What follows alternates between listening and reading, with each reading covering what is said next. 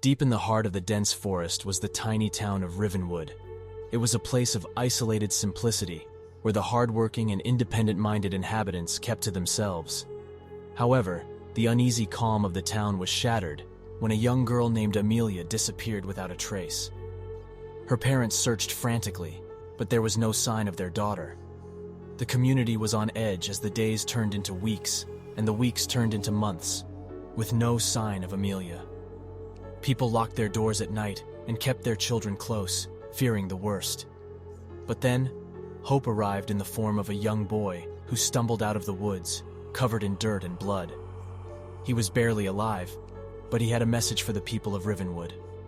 Amelia was being held captive in a house deep in the woods. The boy had managed to escape, but Amelia was still trapped. A group of brave townspeople set out to find the house armed with whatever makeshift weapons they could find.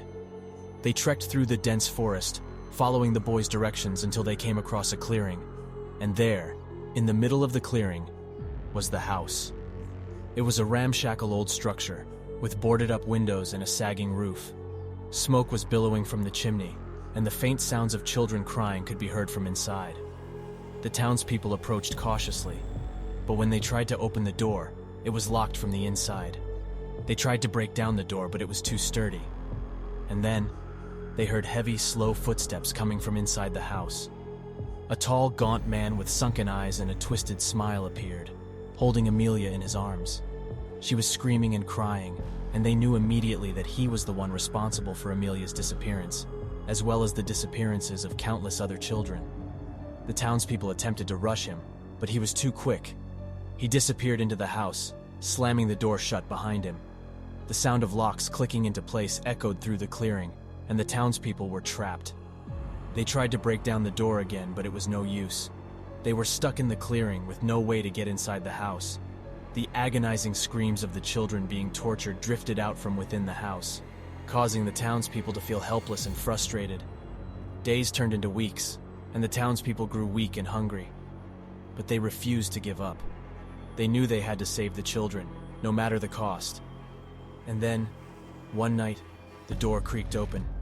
The townspeople rushed inside, weapons at the ready. But the house was empty. The children were gone, and so was the man who had taken them. There was no sign of where they had gone, but the townspeople knew that they had failed. They left the house, defeated and broken, with the realization that the man was more clever and cunning than they had ever considered. As they walked through the woods, they heard the sound of laughter. It was Amelia's laughter, and it was coming from the trees. But when they looked up, they saw nothing but darkness. The man had won, and he would continue to win until the town of Rivenwood was nothing but a distant memory.